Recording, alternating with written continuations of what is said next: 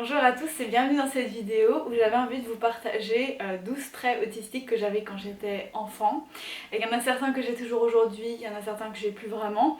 Voilà, comme quoi ça peut aussi beaucoup évoluer. On va en parler aujourd'hui et je me suis dit que ça pouvait être une vidéo à la fois intéressante pour les personnes qui sont autistes et qui le savent depuis longtemps parce que ça fait toujours du bien un petit peu de partager nos expériences et de raconter nos parcours de vie avec l'autisme. Mais je me suis dit que c'était aussi surtout une vidéo qui pouvait être intéressante pour les parents qui suspecteraient éventuellement leur enfant autiste, qui peut-être ont déjà un enfant déjà diagnostiqué autiste et qui veulent mieux en fait comprendre comment ça marche, avoir un petit peu des retours de parcours de vie, etc. Donc je me suis dit, vas-y, on va faire une vidéo là-dessus, ça pourrait être super intéressant. Alors déjà, je voudrais dire un premier élément, je voudrais expliciter un premier élément. Je vous jure les amis, je me fatigue à chercher des mots compliqués pour dire des choses simples, c'est pas nécessaire.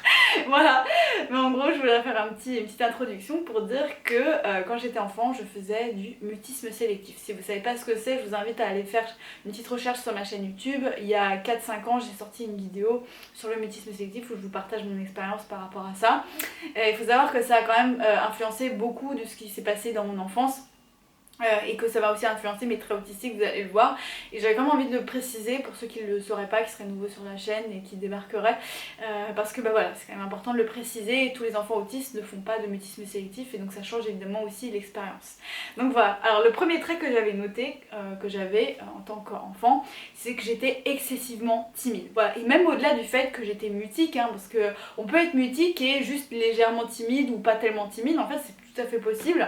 Mais moi j'étais mutique et excessivement timide. J'avais peur de tout être humain. À chaque fois que je voyais un humain que je connaissais pas, je me raidissais. J'avais peur qu'il entre en contact avec moi, etc. J'avais vraiment peur d'autrui. On peut dire ça comme ça. C'est un trait qui a complètement changé après en grandissant et notamment quand je suis devenue ado. Après c'est devenu un peu l'inverse. Je voulais absolument attirer l'attention sur moi. Je voulais être une star, je voulais être chanteuse, etc. Enfin bref, j'étais vraiment une diva quand j'étais ado.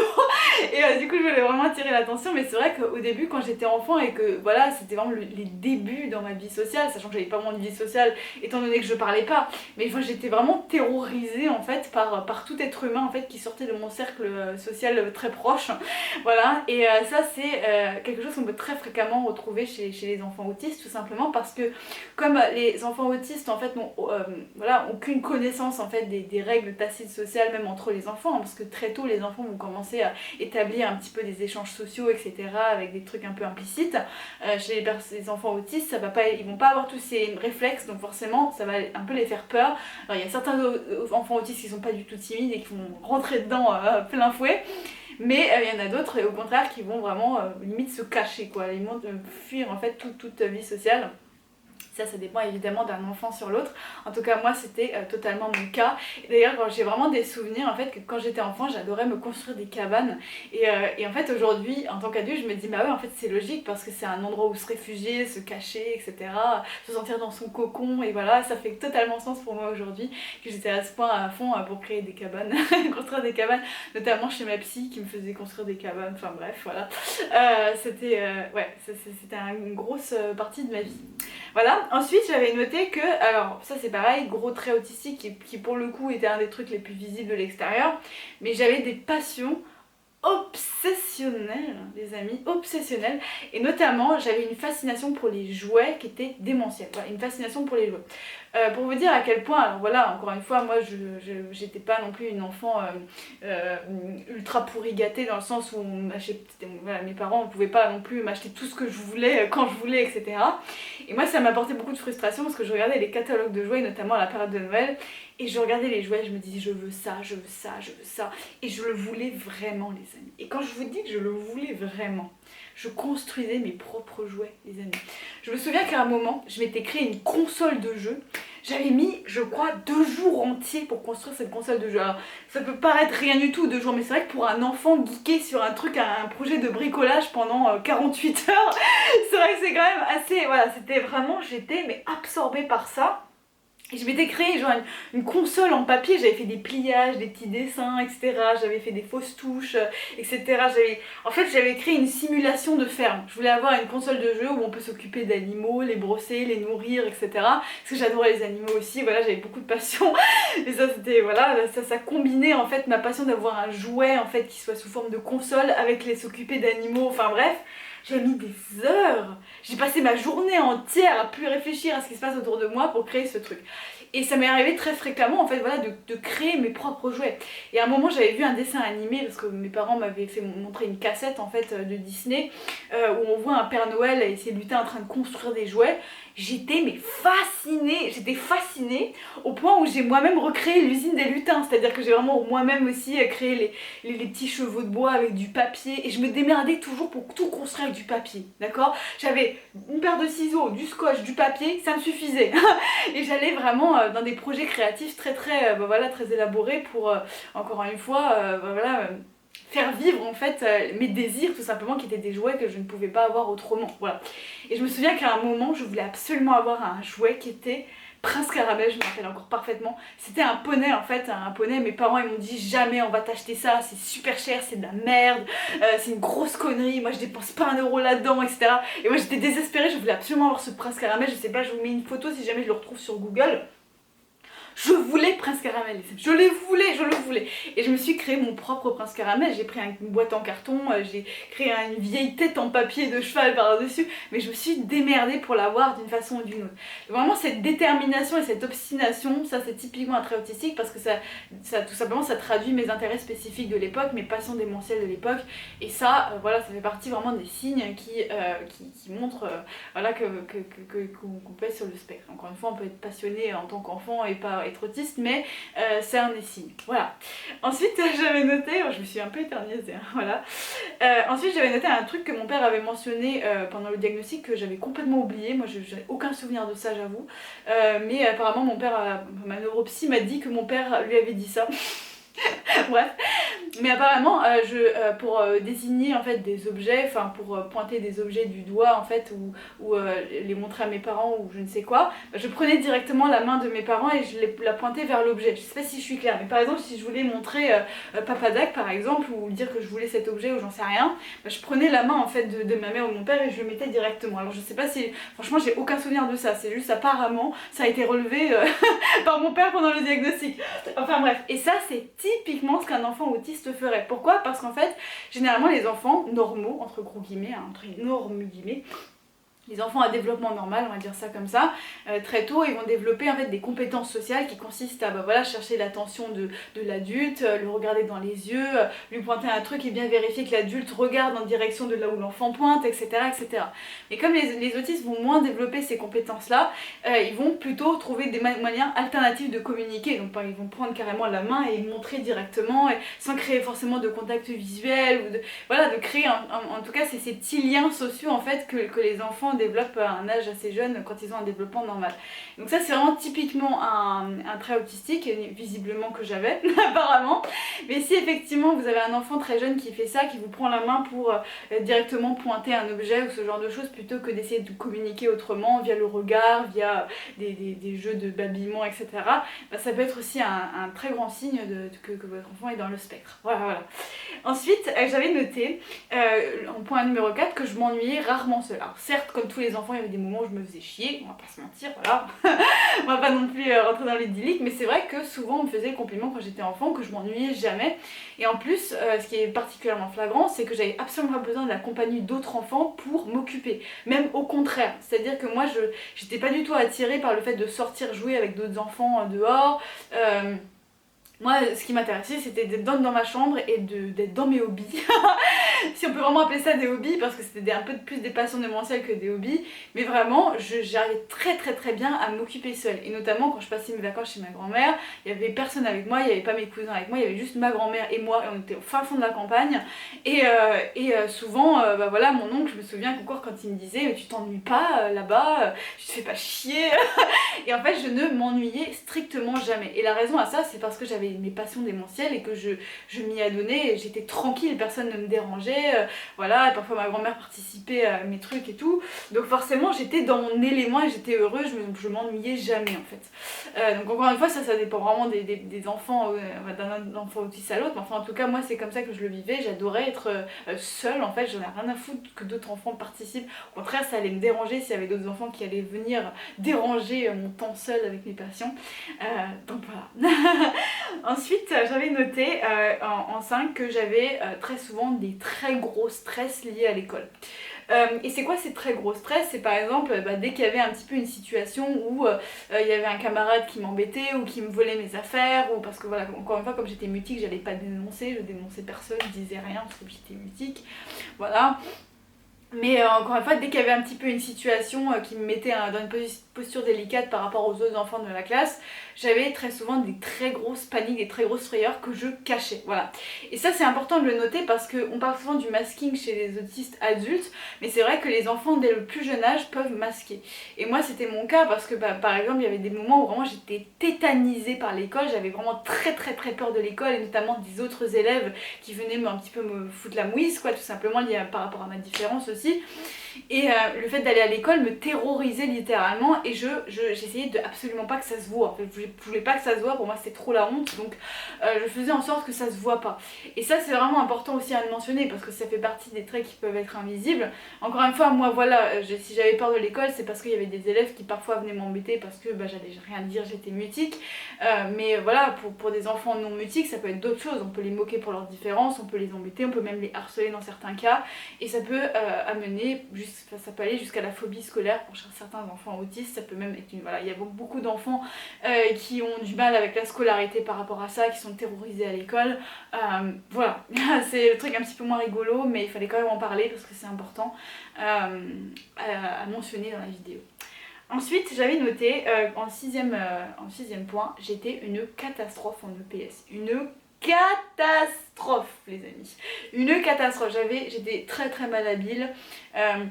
Tout ce que les enfants de mon âge arrivaient très bien à faire, comme par exemple rattraper la balle, voilà, commencer à jouer au volley, tous ces genres de choses qu'on faisait à l'école, entre la primaire et jusqu'au collège, lycée. Moi c'était dramatique quoi, c'était vraiment dramatique, j'y arrivais pas, j'étais ridicule. Je me souviens qu'en maternelle, quand on faisait les parcours, on avait des parcours, donc les instituts avaient installé un petit parcours où il fallait grimper sur des meubles, descendre des échelles, sauter par-dessus des objets, etc. Moi, je crois que j'ai encore en plus des photos, genre vraiment j'y allais super doucement et tout, j'avais trop peur de tomber.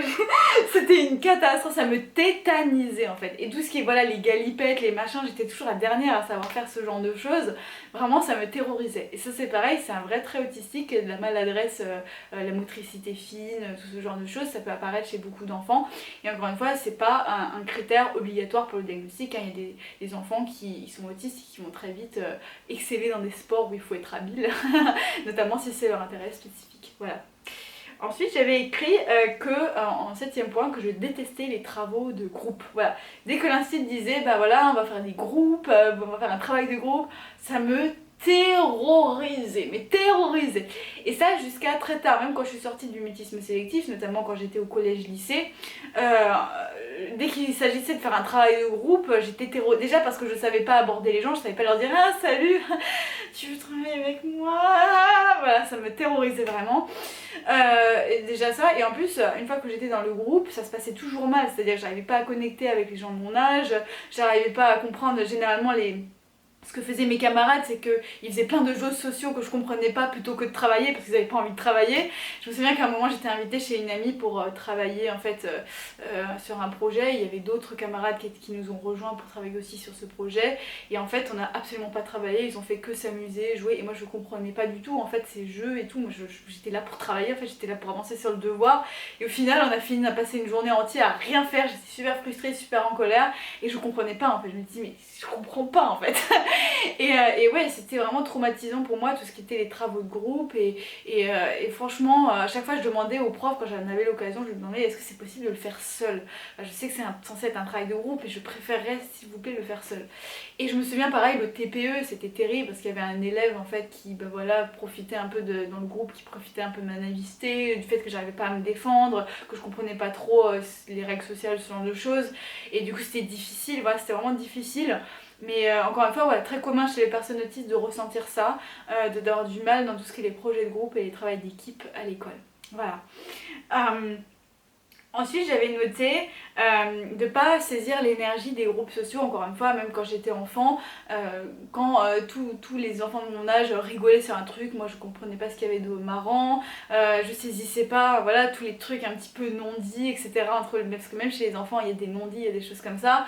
Et à chaque fois qu'il y avait un truc, un événement un peu social, où on discute ensemble et tout, j'avais l'impression d'être complètement outsider en tant qu'enfant. C'est encore un peu le cas aujourd'hui, mais si aujourd'hui je comprends beaucoup plus de choses, hein, c'est le jour et la nuit par rapport à quand j'étais enfant, mais c'est vrai que j'avais l'impression d'être un full extraterrestre quoi, donc vraiment ça m'empêchait pas de temps en temps un petit peu m'amuser avec des enfants de mon âge, hein. J'ai parfois participé à des jeux en m'amusant beaucoup, j'ai de très bons souvenirs aussi de quand on jouait à chat parfois avec des gens de mon âge, mais la plupart du temps quand c'était juste social, c'était très compliqué. Et d'ailleurs quand je suis rentrée au collège c'était affreux pour moi parce que quand on est au primaire on fait que jouer, donc ça va, les jeux c'est une fois que t'as compris les règles c'est facile à comprendre, tu peux juste t'amuser.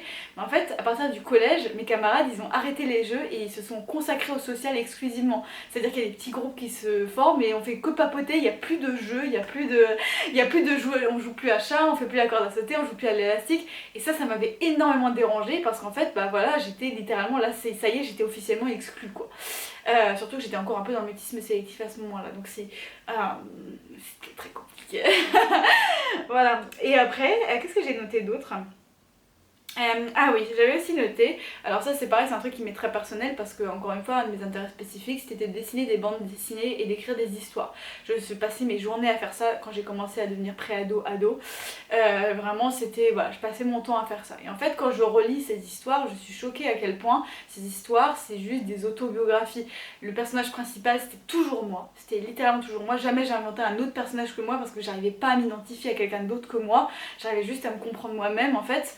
Et donc le personnage principal c'était systématiquement moi. Et parfois même, quand je relis ces histoires, notamment avec du recul et que je suis adulte, etc., j'ai retrouvé qu'il y avait certaines scènes, alors pas toujours, hein, j'ai fait des histoires qui sont très bisounours, et notamment qui dépeignent un petit peu un monde imaginaire rêvé, parce que encore une fois ça c'est un trait que j'avais pas noté mais c'est très important de le mentionner, j'étais très monde imaginaire quand j'étais enfant. C'est pas que j'étais très monde imaginaire, c'est que je ne vivais que pour mes mondes imaginaires.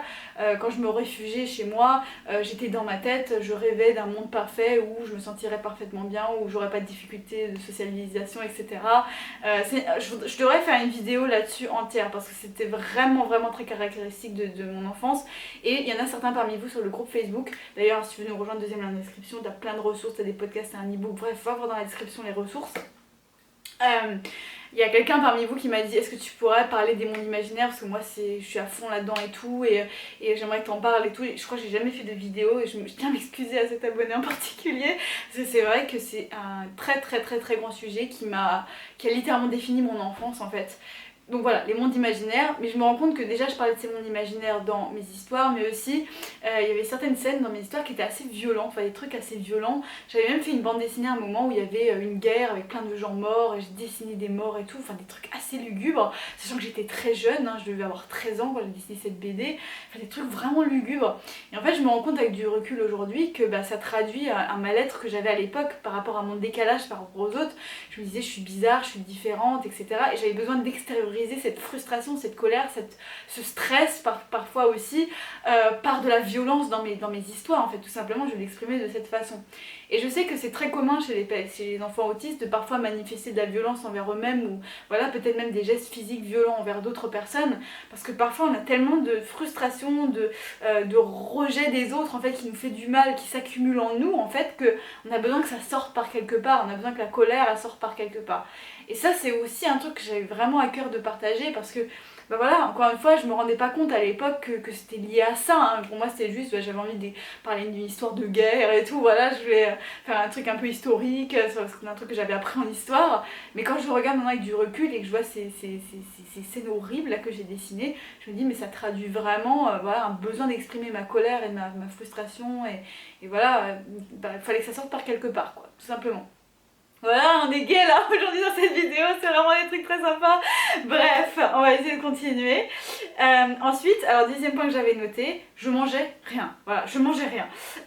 Pareil, un gros trait autistique, hein, mais vraiment, j'étais hyper sensible au niveau du goût. J'aimais que les pâtes ketchup, que les... Alors, et encore, les pâtes ketchup, c'est élaboré pour une personne autiste. Hein, il y a des enfants autistes qui mangent que des pâtes nature. Hein, voilà, voilà les œufs brouillés, j'adorais les œufs brouillés parce que c'était un goût très simple. Voilà, mais vraiment toute mon enfance on m'a dit Mésange tu manges rien, Mésange t'aimes rien, c'est chiant, c'est difficile de te nourrir, tu manges rien, tu manges rien, tu manges rien. Et encore aujourd'hui, voilà, parfois il y a des membres de ma famille qui viennent me dire oh là t'étais chiante quand tu étais petite, tu mangeais rien et tout et tout et tout et tout.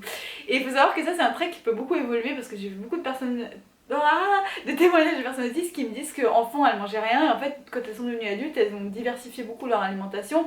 Alors ça dépend évidemment des individus, moi je vois beaucoup de témoignages parmi vous sur Facebook, vous me dites que vous mangez toujours de façon très restrictive, mais c'est vrai que moi je me suis énormément diversifiée en grandissant, même de façon assez drastique. Alors, je continue d'être très sensible au goût mais aujourd'hui je peux manger un petit peu de tout quand même, voilà.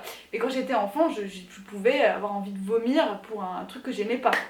Donc ça c'était, voilà, je mangeais rien.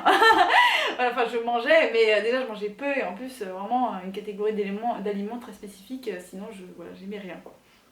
Ensuite, qu'est-ce que j'avais noté aussi? J'adorais créer des plannings quand j'étais enfant et notamment quand je suis devenue ado et que j'ai commencé à être hyper prolifique au niveau de voilà, mes dessins de bande dessinée etc. J'adorais dessiner des bandes dessinées à la chaîne.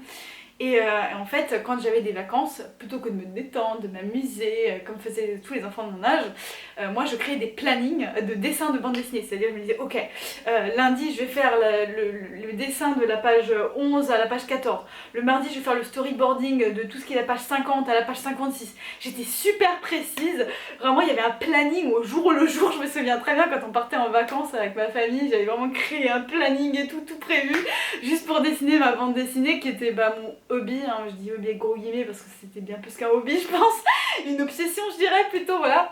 Et ouais, encore une fois, créer des plannings, alors encore une fois c'est pas tous les autistes hein, bien sûr, j'en vois parmi vous encore qui me disent bah voilà moi je suis un autiste bordélique, je suis pas du tout organisée, au contraire m'organiser ça m'angoisse, ça dépend vraiment des personnes, mais moi j'adorais être organisée de cette façon quand j'étais enfant. Et ensuite le dernier truc aussi qui fait sens pour moi aujourd'hui, c'est que quand j'étais enfant j'adorais les survêtements. Voilà, j'adorais les survêtements.